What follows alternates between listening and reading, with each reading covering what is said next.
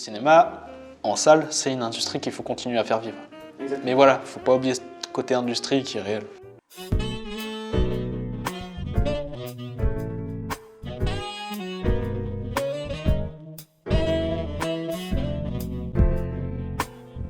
Ah bah vous voilà, je vous attendais. Chut, ça va commencer. Salutations à toi l'artiste et bienvenue dans cette nouvelle vidéo. Aujourd'hui j'interviewe Rémi Tancrez, un jeune entrepreneur qui a créé sa propre plateforme de streaming composée de courts-métrages. Mais je vous laisse l'écouter un petit peu plus. J'espère que ce programme vous plaira. Bonne vidéo à vous. Du coup, Comet, c'est une plateforme de vidéo à la demande par abonnement pour l'instant, qui est spécialisée dans le format court. Donc j'ai démarré en proposant que du court-métrage, toujours confondu. L'idée c'était vraiment de proposer un catalogue qui se veut axé grand public, de montrer que le court-métrage ça peut parler à tout type de personnes et que c'est vraiment pas un format niché comme on pourrait le croire. Et maintenant je propose aussi des mini-séries, pareil en fait, qui vont dans la continuité d'un accès au grand public, avec des séries donc, où il y a généralement c'est une dizaine d'épisodes, mais des épisodes très courts, un peu dans un format à la bref, à la bloqué. En fait, du coup, j'étais en études de cinéma au moment où je vais à ce festival, pour la première fois. Non, c'est pas forcément un cours en particulier, c'est vraiment l'ensemble. Découvrir en fait que, moi, le court-métrage, ce que j'y connaissais, ça allait être les Pixar, donc qui sont déjà des très bons courts-métrages, mais qui sont qu'une facette en fait de ce qu'est le format. Et là, en festival, je découvre que c'est vraiment des films incroyables, qui sont pas moins professionnels que ce qu'on peut voir en salle, et qui font le pari d'essayer de te donner une flopée d'émotions, d'aller même te charger d'émotions en une poignée de minutes. Ils ont cette contrainte de temps de justement devoir raconter une histoire rapidement, et en fait, ils font de cette contrainte très très très souvent une force. C'est des films dans lesquels tu t'ennuies pas. T'as pas le temps de t'ennuyer. T'en as qui sont très posés, t'en as qui aiment jouer sur la durée, mais tu t'ennuies pas quand même. Et en fait, du coup, vraiment en sortant de ce festival, j'ai voulu déjà revoir certains cours que j'avais découverts sur place, mais aussi en découvrir d'autres. Et en fait, c'est là où je me suis senti assez frustré. Donc, moi, je veux voir du court-métrage, et en fait, tout ce que je trouve, c'est énormément de cours de tout niveau et tout genre, mais pas catégorisés, en fait, perdus sur YouTube. Et c'est pas ce que je cherchais. Je voulais un contenu similaire à celui que j'avais vu en festival, vraiment professionnel, vraiment quali, sélectionné, et je le trouvais pas. Et c'est là où je me suis dit, j'aimerais bien qu'une plateforme qui fait ça existe. Après mes études, après un certain temps, je me suis dit, let's go, j'ai envie de faire ça. C'est que c'est vraiment différent de ce qu'on a l'habitude de consommer, c'est différent de la série, c'est différent des longs métrages. Mais pour moi, par contre, effectivement, c'est pas moins grand public. Il y a des courts-métrages qui sont très simples à regarder. Justement, pour moi, ils subissent un petit peu un préjugé de c'est que pour les cinéphiles, c'est que pour les gens qui sont vraiment bercés dans l'art, ce genre de truc. Alors que non, vraiment, c'est hyper accessible. Et de toute façon, il n'y a qu'à voir des séries comme Black Mirror ou Love, Death and Robots, pour citer qu'elles, qui sont des séries d'anthologie et donc composées de courts-métrages. Et qui fonctionnent très bien. C'est accès grand public, c'est du contenu qui a été filmé de manière professionnelle, parce qu'il y a aussi ça, en fait. L'autre préjugé, c'est que c'est des films d'essai, des films exercices, ce qui n'est pas du tout le cas. Il y en a qui sont faits comme ça, mais même quand ils sont faits sous forme d'exercice, donc dans des écoles, t'as des dingueries, quoi. Il y a Julia Ducournau, par exemple, qui a fait Grave. Un de ses premiers films, c'est le court-métrage Junior, dans lequel il y a déjà d'ailleurs Guérance Marillier qui joue dans Grave.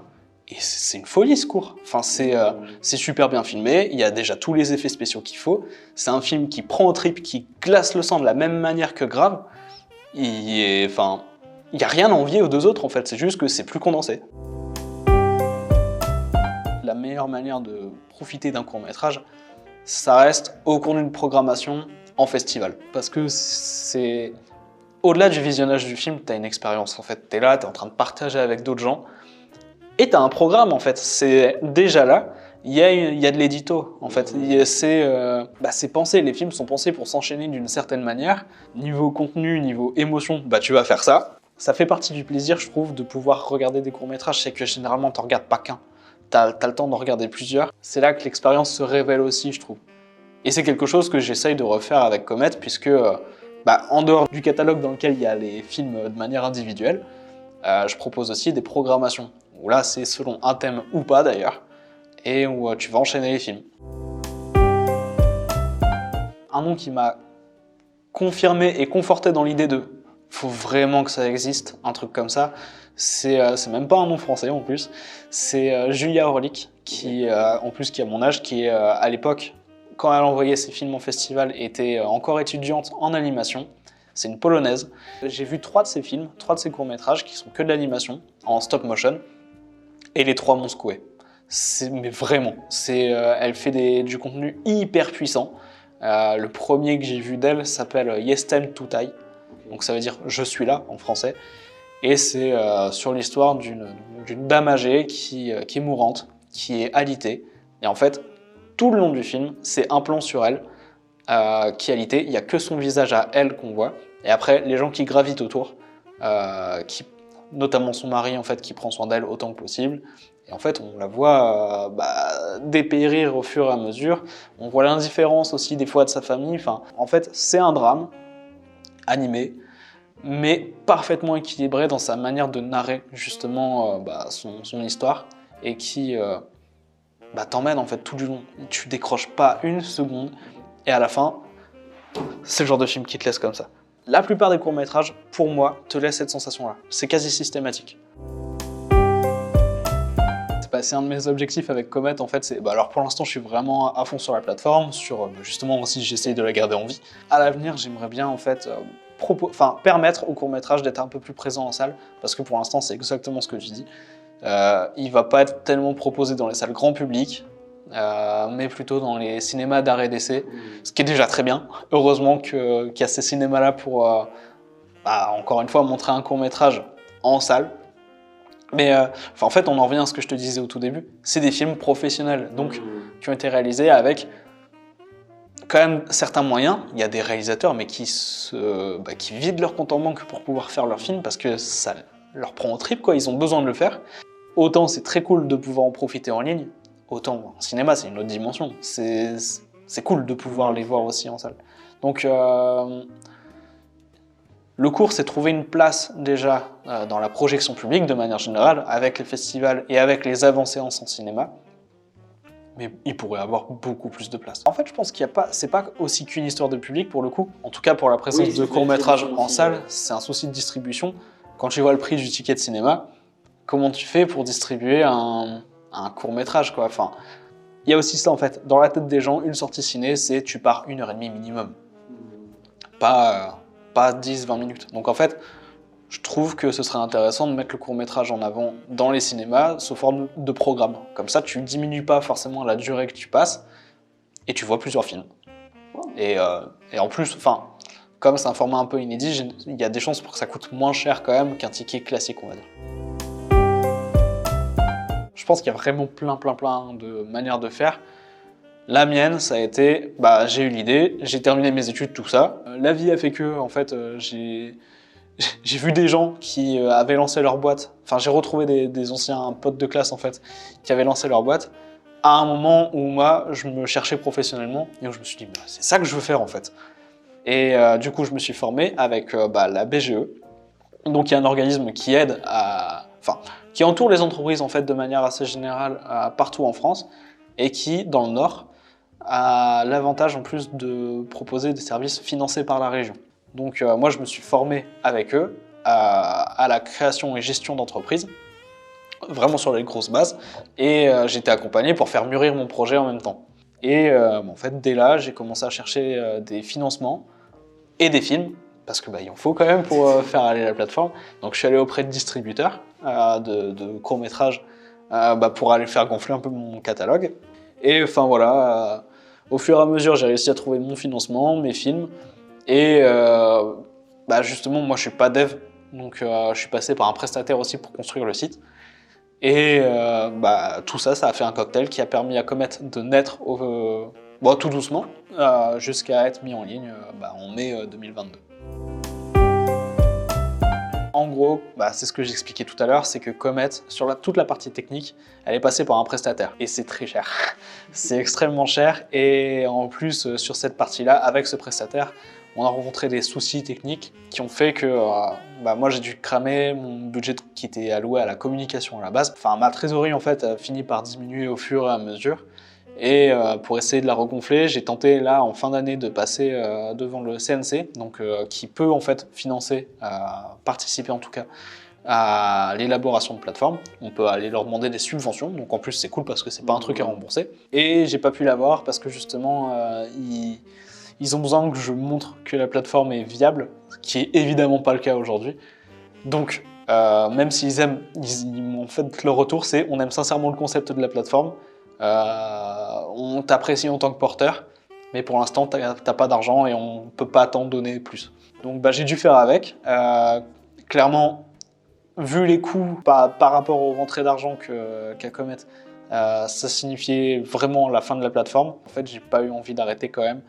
J'ai commencé à plancher sur d'autres solutions et là maintenant, du coup, je lance une campagne de crowdfunding qui va servir en fait à financer une transition dans la plateforme Comet. Dans les faits, je vais quitter mon ancien hébergeur et en fait toute la partie technique pour faire quelque chose que cette fois je vais gérer en interne, seul, et en fait ça va être beaucoup moins coûteux. Ça va me coûter 10 fois moins cher et en fait me permettre à la plateforme d'envisager une viabilité beaucoup plus facilement et beaucoup plus rapidement aussi.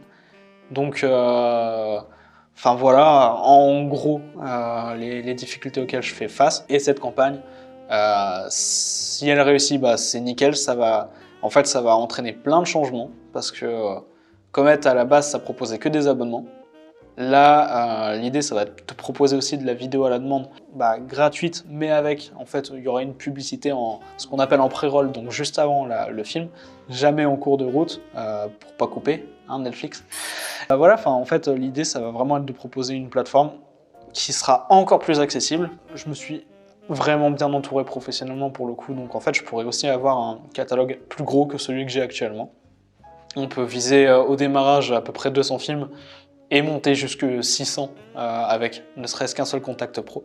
Puis après l'idée ça va être vraiment de faire évoluer la plateforme, comme j'aurai beaucoup plus facilement la main dessus en fonction en fait des retours des utilisateurs. Mais voilà, tout ça dépend d'une campagne de crowdfunding qui là s'apprête à être lancée au moment où on parle. Pour le coup il y a une vraie réalité économique on va dire derrière ce projet aussi, c'est que le court-métrage, les gens qui en font ils en vivent pas.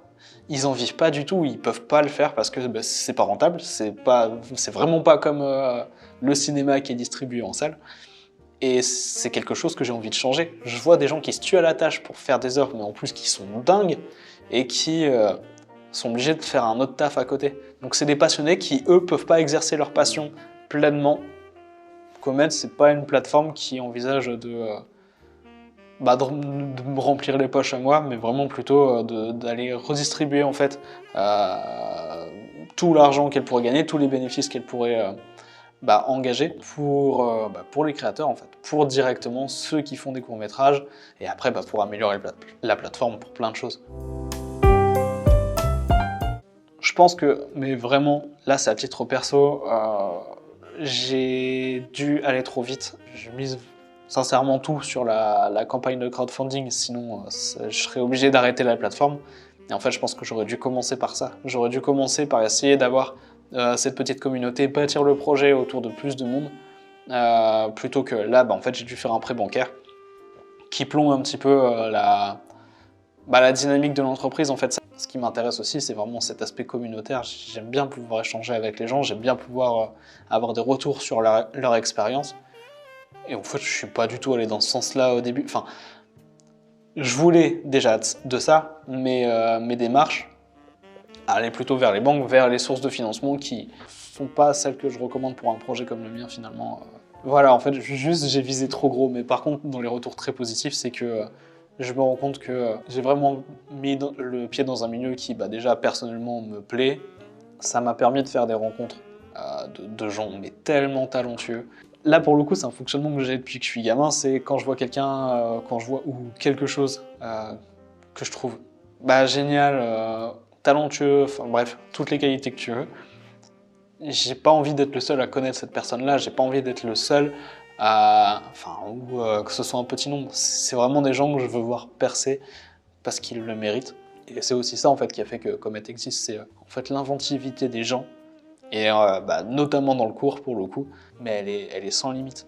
Et en fait c'est pareil, ça va être des films qui sont très audacieux, parce que ils ont pas les contraintes de réussite justement financière derrière.